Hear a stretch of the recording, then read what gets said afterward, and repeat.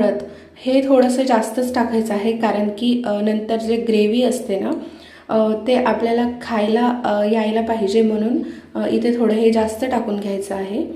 आणि हे बघा हळद वगैरे टाकून घेतलेली आहे. आणि मीठसुद्धा थोडं जास्त टाकायचं आहे, जेणेकरून चव छान लागणार आपल्याला. आणि माहिती आहे का फ्रेंड्स, कोणी कोणी याच्यामध्ये गूळसुद्धा टाकतात, पण म्हटलं आता पहिल्यांदा करत आहे तर गूळ वगैरे टाकायला आणखी भरपूर अशा लोणच्या बनवायच्या आहे आपल्याला, तेव्हा एखाद्या वेळेस ट्राय करून बघूया म्हटलं. पण आत्ता नॅचरली आपण चव घेऊन बघायची आहे.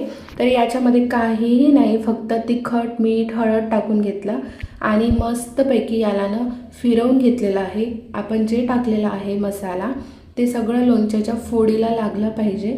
आणि बघा तेल ना पूर्ण प्रकारे थंड झालेलं आहे. थोडं तेल जास्त घेतलेलं आहे मी, आणि थोडं जास्तच घेतलं तरी चालेल. आणि कोणी कोणी याच्या